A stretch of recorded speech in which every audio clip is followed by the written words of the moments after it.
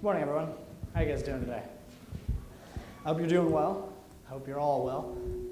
I'm going to try and make this short because, I'm sure you don't want to look at my ugly mug any longer than I do. Today we're going to talk about living in the moment. It's an idea that's been spread around, and a lot of us have heard it, of course, but how many of us are actually living it? Thomas S. Monson, president of the Church of the Latter-day Christian Saints, has this to say. He says, "The past is behind us, learn from it. The future is ahead of us, prepare for it. But the present is now, live it." And that's what we're doing, right? We're living. We're all breathing, we're all alive. That's living, right? But is it really? Are you taking time to enjoy every moment of your life? Are you taking time to take it all in? There's a lot going on around us, right? Or are you one who sits on the park bench and watches the world go by? Watches everyone else enjoy their lives as you just observe? I prepared a short test, a test that I discovered pretty early on in my college career, and I thought it was really interesting that most people fail it not only on their first, but their second try. I think it proves exactly my point, that we're not paying attention, that we're not taking in the things right in front of us.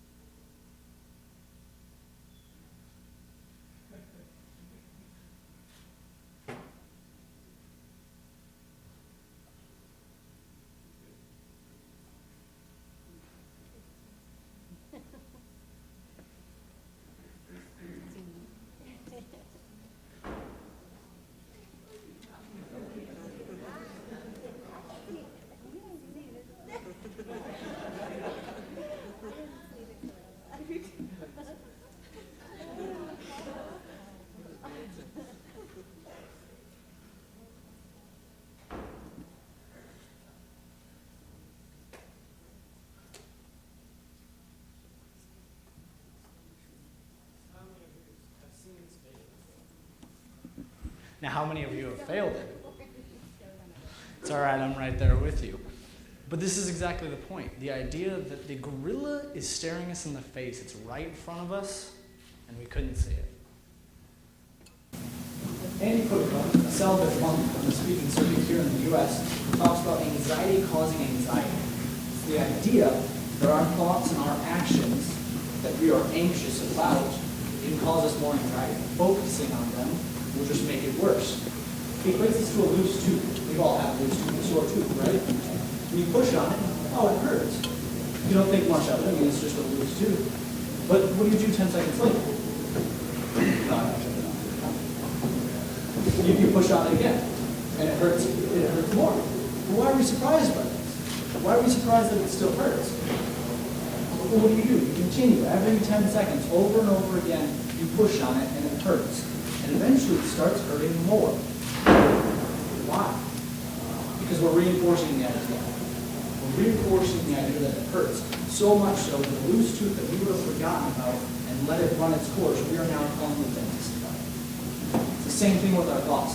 Anxious thoughts can cause more anxiety. The more you focus on a thought, the more it consumes your mind. You become more anxious and more anxious. The statement you said earlier today that you think might have upset your friend. The passing phrase that you said to some stranger. Even that we can become anxious about. And then we focus on it more, we roll over it more. We become so anxious that our mind is consumed and we can't see the things going on around us. All we're worried about is that statement. Is it right? Should we be focusing on that? Of course not.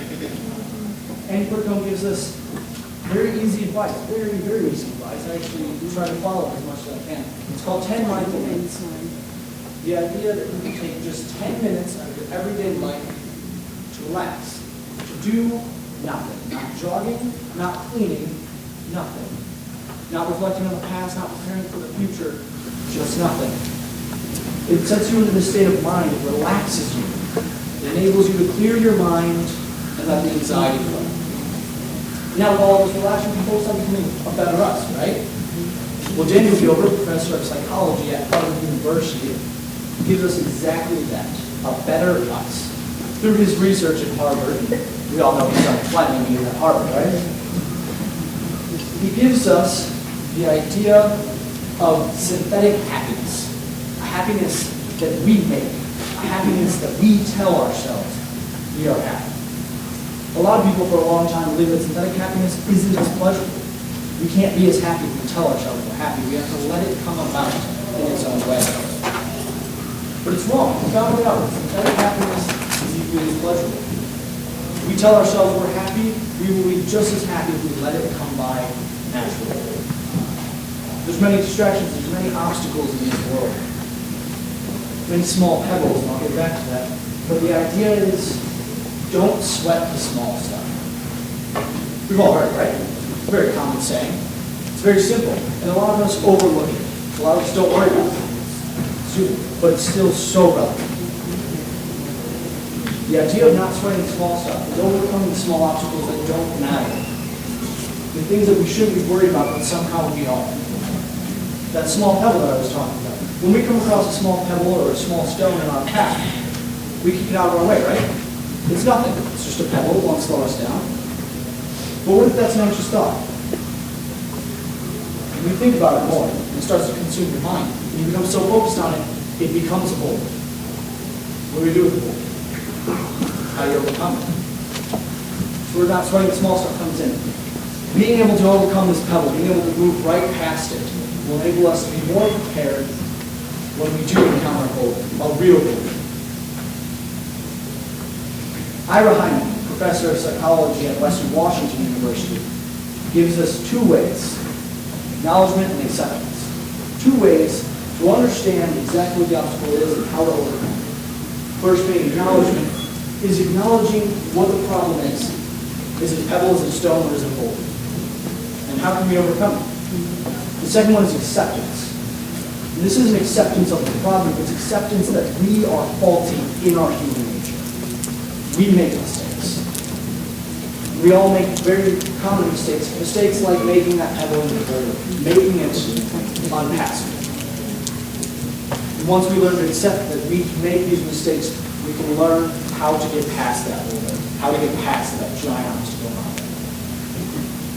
So there it is. I've given you 3 ways to live happy, to overcome the small obstacles, and to enjoy life. But I pass it on to you.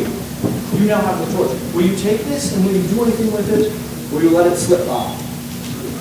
Will you be the man on the park bench watching the world go by? Will you take initiative and be the ones passing by, the ones enjoying life, every moment of it while we're here?